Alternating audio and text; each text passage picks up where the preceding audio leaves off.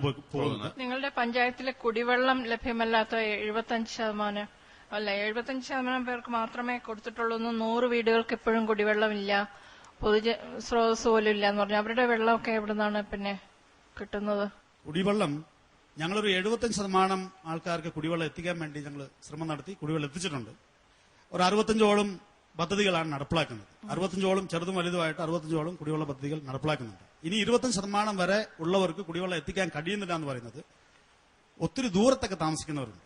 ഇവിടെ ഒരു വീടാണെങ്കിൽ ഒരു 1/2 കിലോമീറ്റർ താണ്ടിയ ഒരു വീടും അങ്ങനെ തനിത്തനിയെ ചില വീടുകളുണ്ട് കൃഷിക്കാർ താമസിക്കുന്ന മേഖലയിൽ. അവർക്ക് കൂടെ കുടിവെള്ളം പൂർണ്ണമായിട്ട് എത്തിക്കുമ്പോൾ മാത്രമേ 25% പൂർത്തിയാവുള്ളൂ എന്ന് ഞങ്ങളുടെ ഒരു ഇതിലുണ്ട്. അതാണ് ഞങ്ങൾ അങ്ങനെ പറയാൻ കാരണം. ഈ SCP TSP ഘടക പദ്ധതിയുടെ വിനിയോഗം ഒന്നും പറഞ്ഞു കാണുന്നില്ല. അതില് എങ്ങനെയാണ് അതിന്റെ ഉപയോഗം? SCP എന്ന് പറയുന്നത് അവരെ ST മേഖലയിലെ ഞങ്ങൾക്കുണ്ടായിരുന്ന ഒരു കുടിയേ ഉള്ളൂ ആകെ. പിന്നെ ചില്ലറയായിട്ട് 2-3 ഒരു 5-6 കുടുംബക്കാർ താമസിക്കുന്നു. 485 കുടുംബങ്ങൾ SC കുടുംബങ്ങളുണ്ട്. അവർക്ക് വേണ്ടി പദ്ധതികളൊന്നുമില്ല. അവർക്ക് വേണ്ടി പദ്ധതികളുണ്ട്. എന്തുതരം പദ്ധതി? അവർക്ക് വേണ്ടി കുടിവെള്ള പദ്ധതികൾ നന്നായിട്ട് തന്നെ കൊടുത്തിട്ടുണ്ട്. സമ്പൂർണ്ണമായിട്ട് കക്കൂസ് എല്ലാ വീടുകളിലേക്ക് നമ്മൾ എത്തിച്ചു കൊടുത്തിട്ടുണ്ട്. അതുപോലെ തന്നെ ഈ വർഷം കൊണ്ട് കംപ്ലീറ്റ് അവരുടെ വീടുകൾ പൂർണ്ണമാക്കാൻ വേണ്ടിയുള്ള ഒരു പണിയാണ് ഞങ്ങൾ ചെയ്തത്.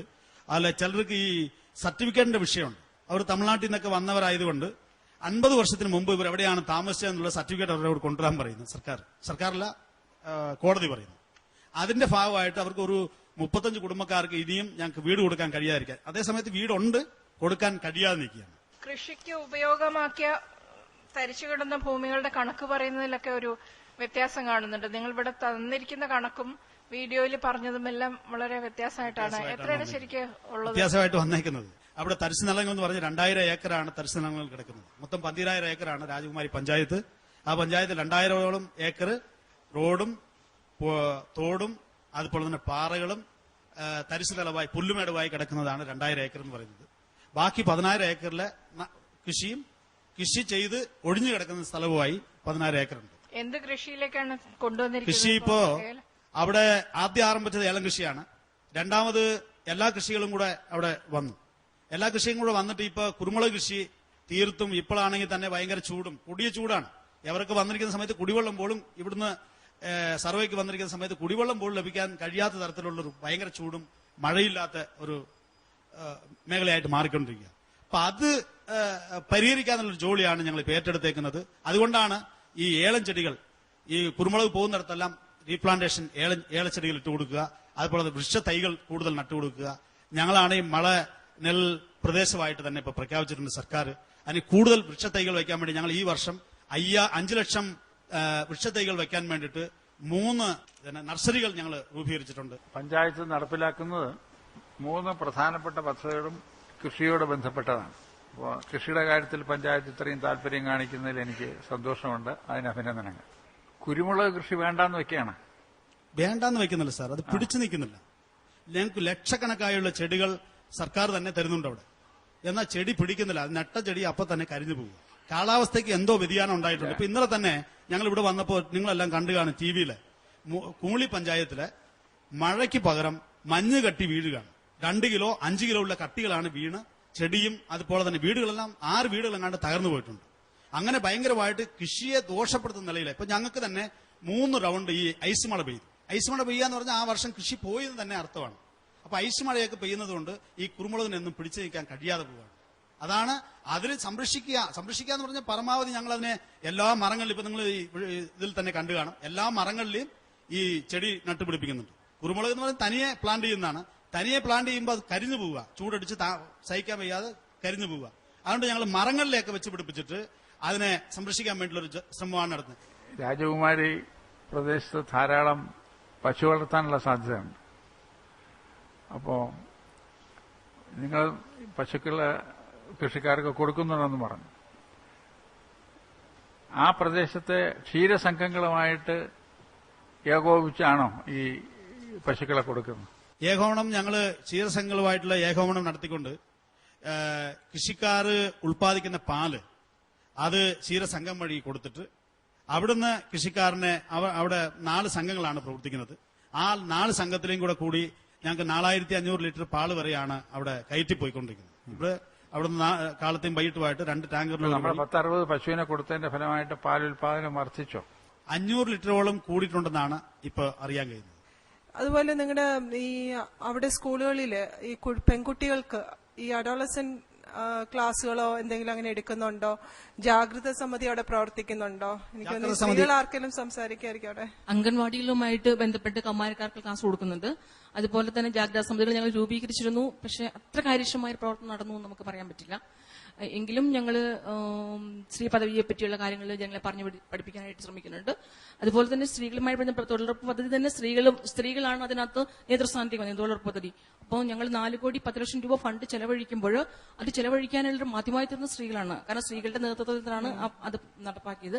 അപ്പൊ അങ്ങനെ സ്ത്രീ ശാക്തീകരണത്തിന്റെ ഒരു ഭാഗമായിട്ട് അത് മാറിയിട്ടുണ്ട്. കൂടാതെ കുടുംബശ്രീ അദ്ദേഹം പറഞ്ഞു ക്ഷീരസാഗരം പോലുള്ള പദ്ധതികൾ. അതുകൂടാതെ തന്നെ സ്ത്രീകൾ കാർഷിക രംഗമാണ് ഏറ്റവും കൂടുതൽ കാർഷിക രംഗത്തിന് സംഭാവന ചെയ്യുന്ന വ്യക്തികളായിട്ട് കുടുംബശ്രീ പ്രവർത്തനങ്ങളിലൂടെ റിലീസ് ലാൻഡ് പദ്ധതി വന്നിട്ടുണ്ട്. അപ്പൊ തരിശ് ഭൂമി ഡെവലപ്മെന്റ് ചെയ്യുന്നതിലും അവർ ഒരുപാട് നല്ല പങ്ക് വഹിച്ചിട്ടുണ്ട്. ജൈവ കൃഷിക്ക് വേണ്ടിയിട്ടുള്ള ബോധവൽക്കരണം നടക്കുന്നുണ്ട് എന്ന് പറഞ്ഞു. അതെങ്ങനെയൊക്കെയാണ്? ജൈവ കൃഷിക്ക് വേണ്ടിയിട്ടുള്ള ബോധവൽക്കരണം എന്ന് പറയുന്നത് ഞങ്ങൾ അവരെ തെളിയിച്ചിട്ടുണ്ട്. ഈ പശുക്കൾ ഒരു വീട്ടിലുണ്ടെങ്കിൽ ആ പശുവിന്റെ മൂത്രവും അതുപോലെ തന്നെ ചാണകവും ആ ചാണകമാക്കി ആ ചാണകം ചെടിക്ക് കൊടുക്കുമ്പോൾ മറ്റ് കടകളിൽ നിന്ന് മേടിച്ചിടുന്ന വളങ്ങളെ കഴിഞ്ഞും കൂടുതൽ ഗുണം ചെയ്യുന്നു, കൂടുതൽ ആദായം എടുക്കുന്നു എന്ന് കുറെ കൃഷിക്കാർ തെളിയിച്ചിട്ടുണ്ട്. ഇപ്പൊ സാധാരണ പണ്ടെല്ലാം 200 കിലോ വരെ ഏലക്കായി ഒരു ഏക്കറിൽ നിന്ന് എടുത്തുകൊണ്ടിരുന്നു. ഇന്ന് അത് 500 കിലോ ആയിട്ട് ഉയർത്താൻ കഴിഞ്ഞിട്ടുണ്ട്. ഇത്രയും സംഭവങ്ങൾ ചെയ്യുന്നവർക്ക് ചെറുകിട കൃഷിക്കാർ ഇങ്ങനെ ചെയ്തു കാണിച്ചപ്പോൾ വൻകിട കൃഷിക്കാരെ കഴിഞ്ഞ് നല്ല മെച്ചപ്പെട്ട ആദായം എടുക്കാൻ കഴിഞ്ഞിട്ടുണ്ട്. കുരുമുളക് ആദായം എടുക്കാൻ കഴിഞ്ഞിട്ടുണ്ട്. 500 കിലോയിൽ നിന്ന് 750 കിലോ 800 കിലോ 1000 കിലോ എന്ന് പറഞ്ഞു ഏക്കറിലെ കുരുമുളക് എടുക്കാൻ കഴിഞ്ഞിട്ടുണ്ട്. പച്ചക്കറികൾ അതുപോലെ തന്നെ ഡെവലപ്പ് ചെയ്യാൻ കഴിഞ്ഞിട്ടുണ്ട്. അത് കണ്ടപ്പോൾ ഇപ്പോ എല്ലാവർക്കും എന്താണെന്ന് വെച്ചാൽ എല്ലാ വീടുകളിലും പശു വളർത്തുക എന്നുള്ളൊരു ജോലിയാണ്. ഇപ്പൊ ഞങ്ങൾ എല്ലാ സമയത്തും വന്ന ആൾക്കാർ പറയും ഞങ്ങൾക്ക് പശു തരികയാണെങ്കിൽ ഞങ്ങൾ വളർത്താം. കഴിഞ്ഞ വർഷം ക്ഷീരസാഗർ പദ്ധതിയിൽ ഞങ്ങൾ 35 കുടുംബങ്ങൾക്കാണ് കൊടുത്തതെന്ന് വെച്ചാൽ ഈ വർഷം അത് 70 ഞങ്ങൾ കൊടുക്കാൻ പോവുക. ഇപ്പൊ ഈ വർഷത്തിൽ 70 2010-11 വർഷത്തിൽ 70 കുടുംബങ്ങൾക്ക് പുതിയ പദ്ധതിയും കൂടെ കൊടുക്കാൻ പോവുക. അപ്പൊ ഇത് ആകർഷിക്കുമ്പോൾ ചിലർ ഇത് തന്നെ വേണ്ട ഞങ്ങൾ നേരിട്ട് ചെയ്യാന്ന് പറഞ്ഞുകൊണ്ട് ബാങ്ക് വഴി വായ്പ എടുത്തുകൊണ്ട് അവർ കൃഷി ചെയ്യാൻ വേണ്ടി പോവുക. മാർക്സിലേക്ക് കിടക്കാം. 15-11 15-10 10-7 10-7 രാജകുമാരി ഗ്രാമപഞ്ചായത്തിന് 60-ൽ 42.5 മാർക്സാണ് ലഭിച്ചിരിക്കുന്നത്. രാജകുമാരിയുടെ പദ്ധതികളും പ്രവർത്തനങ്ങളും ഒക്കെ നിങ്ങൾക്ക് ഇഷ്ടപ്പെട്ടെങ്കിൽ ഇവർക്ക് SMS അയക്കുക. SMS അയക്കേണ്ട format GKE space RJKI space 10-ൽ നിങ്ങൾ നൽകുന്ന മാർക്സ് 537252 എന്ന നമ്പറിലേക്ക് അയക്കുക. രാജകുമാരി ഗ്രാമപഞ്ചായത്തിൽ നിന്നും നമ്മൾ സഞ്ചരിക്കാൻ പോകുന്നത് പിണറായിലേക്കാണ്. അതിനു മുൻപായി ഒരു ചെറിയ ഇടവേള. വേണ്ട നമുക്കിനി രോഗങ്ങൾ വ്യാധികൾ, വേണ്ടേ നമുക്കി കൊതുകിന്റെ താണ്ഡവം. വീടും പരിസരവും വൃത്തിയാക്കൂ, കൊതുകിന്റെ താവളങ്ങൾ നശിപ്പിക്കൂ, മാരക രോഗങ്ങളോട് വിട പറയൂ, വീണ്ടും ഒരു ദുരന്തമൊഴിവാക്കൂ. നാടിനെ നമ്മുടെ വീടായി കരുതണം, വൃത്തിയായി ഭംഗിയായി സൂക്ഷിക്കണം. രോഗം പരത്താത്ത മണ്ണിന്റെ മാറിലെ ആരോഗ്യമോടെ ജനങ്ങൾ വാഴൂ. എന്റെ കേരളം മാലിന്യമുക്തം.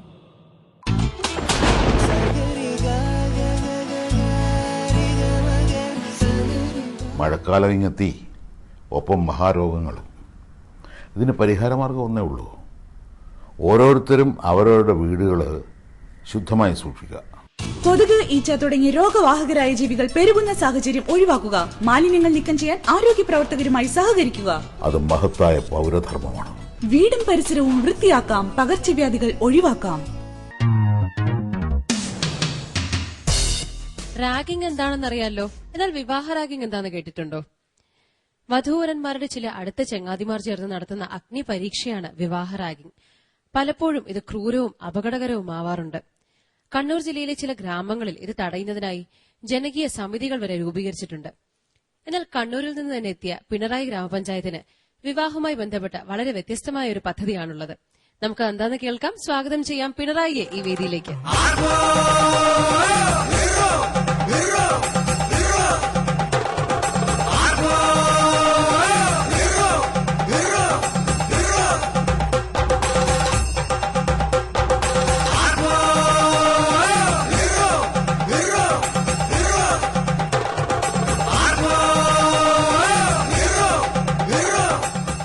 ഗ്രാമപഞ്ചായത്തിന്റെ പ്രതിനിധികൾ panchayat president Shrimati V Leela, vice president Shri Mohanachandran, ക്ഷേമകാര്യ standing committee chairman Shri P Raveendran, member Shrimati K Savithri, കൂടാതെ സെക്രട്ടറി ശ്രീ ടി പവിത്രൻ. പഞ്ചായത്ത് പ്രസിഡന്റിനെ വേദിയിലേക്ക് ക്ഷണിക്കുന്നു. പിണറായി ഗ്രാമപഞ്ചായത്തിന്റെ എന്തൊക്കെ പ്രത്യേകതകളാണ് കേരളത്തിലെ മറ്റു ഗ്രാമങ്ങളിൽ നിന്ന് പിണറായിയെ വ്യത്യസ്തമാക്കുന്നത്? കണ്ണൂർ ജില്ലയിലെ തലശ്ശേരി താലൂക്കിലെ ഒരു ഗ്രാമമാണ് പിണറായി പഞ്ചായത്ത്.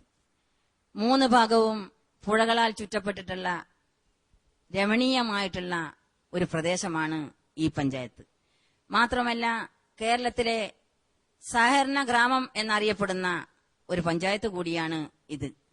34 സഹകരണ സ്ഥാപനങ്ങൾ ഇന്ന് ഈ പഞ്ചായത്തിൽ പ്രവർത്തിക്കുന്നുണ്ട്. ഇത് മാത്രമല്ല, ഇന്ത്യക്കകത്ത് കമ്മ്യൂണിസ്റ്റ് പ്രസ്ഥാനത്തിന് ബീജാഭാവം നൽകിയിട്ടുള്ള പിണറായിയിലെ പാറപ്പുറം 1939 ഡിസംബർ മാസമാണ് ആദ്യത്തെ സമ്മേളനം നടന്നത്. പിണറായിയുടെ കൂടുതൽ വിശേഷങ്ങൾ കണ്ടറിയാൻ ഗ്രാമക്കാഴ്ചകളിലേക്ക്. കണ്ണൂർ ജില്ലയിലെ പിണറായി പഞ്ചായത്ത്. അഴിമുഖവുമായി പിണരുന്ന സ്ഥലം എന്ന അർത്ഥത്തിലുള്ള പിണറാഴി പിന്നീട് പിണറായിയായി. കോട്ടയം തമ്പുരാന്റെ അധീനതയിൽപ്പെട്ട പ്രദേശമായിരുന്നു പിണറായി. ഇദ്ദേഹത്തിന്റെ വാരം, പാട്ടം എന്നിവ സൂക്ഷിക്കുവാൻ പണിത കെട്ടിടത്തിന്റെ അവശിഷ്ടങ്ങൾ കൂലോത്തുമുട്ട എന്ന സ്ഥലത്ത് ഇപ്പോഴുമുണ്ട്. കണ്ണൂർ ജില്ലയിലെ ഏറ്റവും രുചികരമായ ചക്കര ഉൽപാദന കേന്ദ്രമായിരുന്നു 1930കളിൽ പിണറായി. പണ്ട് പ്രളയത്തിൽ നശിച്ചുപോയ പടന്നകൾ ഇന്ന് വിശാലമായ തെങ്ങിൻ തോപ്പുകളും ജലാശയങ്ങളുമായി മാറി.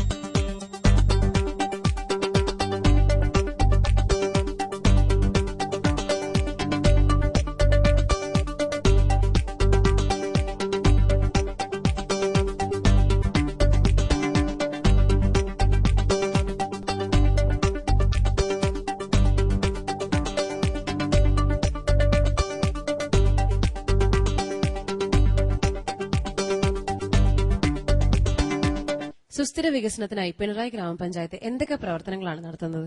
സുസ്ഥിര വികസനത്തിനായി പിണറായി ഗ്രാമപഞ്ചായത്ത് ഞാൻ ആമുഖത്തിൽ സൂചിപ്പിച്ചതുപോലെ 3 ഭാഗവും പുഴകളാൽ ചുറ്റപ്പെട്ട പ്രദേശം എന്ന നിലയിൽ ഉപ്പുവെള്ള പ്രദേശങ്ങളാണ്.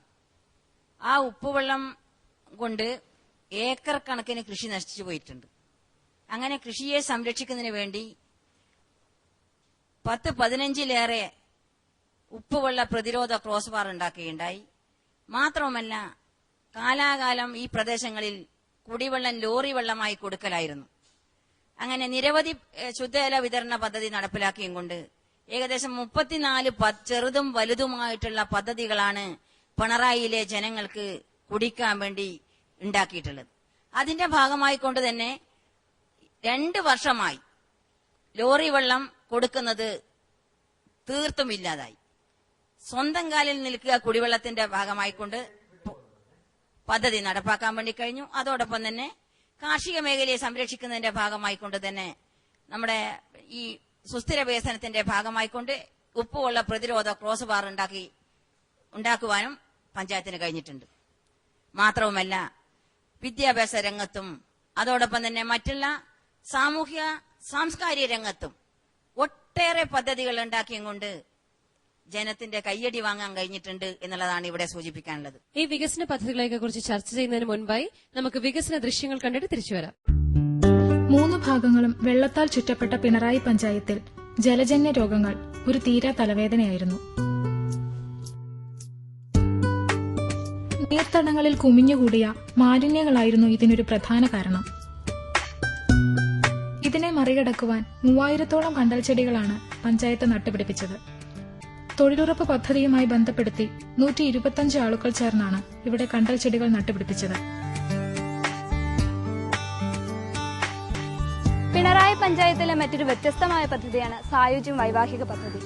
പഞ്ചായത്തിലെ നിർധന കുടുംബങ്ങളിലെ അവിവാഹിതരും വിധവകളുമായ സ്ത്രീകളെ കണ്ടെത്തി അവർക്ക് അനുയോജ്യരായ വരന്മാരെ കണ്ടെത്തുന്നതാണ് ഈ പദ്ധതി. 35-നും 50-നും ഇടയിലുള്ള സ്ത്രീകളാണ് ഈ പദ്ധതിയിൽ ഉൾപ്പെടുത്തുന്നത്. പിണറായി പഞ്ചായത്തിന്റെ സായുജ്യം വിവാഹ പദ്ധതിയിലൂടെ വിവാഹിതരായ കുര്യൻ ചേട്ടനെയും സഹജ ചേച്ചിയുമാണ് നമ്മൾ പരിചയപ്പെടാൻ പോകുന്നത്. 6 മാസങ്ങൾക്ക് മുമ്പാണ് പിണറായി പഞ്ചായത്ത് അവരുടെ വിവാഹം നടത്തിക്കൊടുത്തത്.